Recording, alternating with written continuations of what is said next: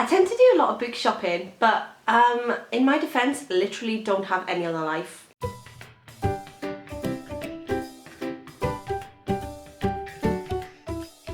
Hi everyone, I'm back today with a shock horror, a book haul. I promised myself that I wouldn't be buying any more books for a while, but then I failed spectacularly. So let's just get into the books that I've got. The first one that I have was bought for me, so it's not quite as bad. It was a present. It's this one, The Testaments by Margaret Atwood. I was desperate for this to come out when I saw all of the teasers about it, and I loved The Handmaid's Tale. I really did. I read it way before all of the Netflix sort of series and everything came out. I read it years and years and years ago, and it's still one of my favourite books that I have ever read. So I was so excited when this was released, and my lovely husband went and bought it for me and brought it, and I was, yes, so very excited.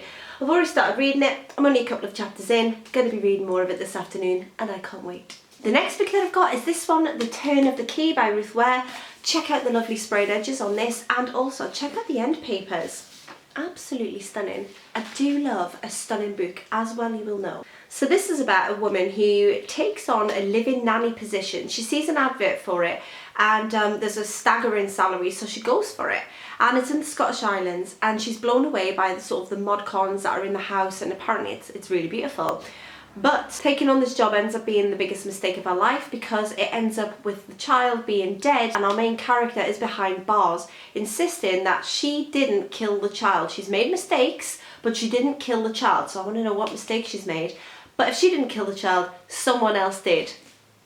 Sounds exciting. Sounds like just my sort of book, and I can't wait to read it. The next book that I've got is from a recommendation that was left down below in my description bar, and it's this one, Our House by Louise Cavendish. I don't know a lot about this. It was just recommended to me that it's supposed to be really good, so I picked it up.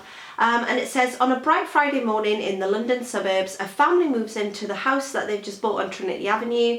Nothing strange about that, except it's your house and you didn't sell it. I can't wait to get into that, especially as it came from a recommendation, so it makes me all the more excited to read it. The next books that I picked up are all part of a set, so you'll be glad to know I'm not going to go through each one individually and bore you all.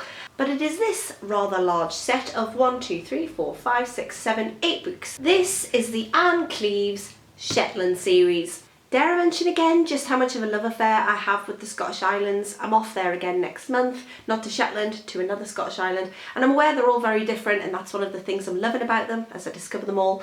But I mean, crime series, Shetland, sounds like my type of thing. I haven't seen the TV series, so I'm not going to have any spoilers at all, and I'm just looking forward to dipping my toe into these and just sort of enjoying a good old crime thriller. Now the next book that I have was very kindly sent to me, and it is beautiful. Look at the cover on this, it is so shiny and pretty. This is Great Goddesses by Nikita Gill. This is poetry with a difference. It's all reimaginings of Greek goddesses. And if there's one thing that I love, it's a little bit of mythology and goddesses and all that sort of thing. It really excites me. I'm so excited to dip into this. I've read 1 or 2 of the poems already, and they're beautiful. There are some absolutely beautiful illustrations in here, and it says, vividly reimagined and beautifully illustrated, step into an ancient world transformed by modern feminist magic. This sounds perfect. As I say, I've already read a couple of the poems inside, and I'm looking forward to finishing it and just really enjoying it. And the final book that I picked up, I'm extremely excited about, and I don't know why, because it's kind of odd, but it's this. Look at this. Stranger Things. The official behind-the-scenes companion. Look how... This is going to make me sound absolutely crazy, but look how battered and broken and bruised it looks.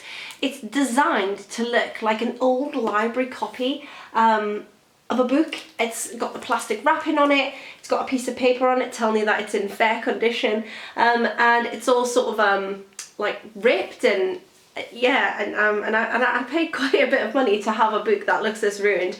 But I love Stranger Things, and I was really excited by the images in this and all of the information, all of the behind the scenes sort of situation, and just a way for me to just geek off a little bit about one of my favourite shows. I'm not usually a TV person, and my other half introduced me to Stranger Things when I was pregnant, and the only reason I went along with it is because I was so sick at this point where I was just throwing up copious amounts of times. Oh, it was awful, and I couldn't get off the sofa. So he said, oh well, let's just watch a series. He stuck on Stranger Things, and I was into it. So when the new series came out, yeah, I was there for it. And like I say, it's very rare I even watch TV. So I love Stranger Things, so I'm really pleased to pick this one up. So that's it for my book haul. If you've read any of them, let me know. And if you're going to, as always, let me know. So with that, I shall leave you. Bye for now.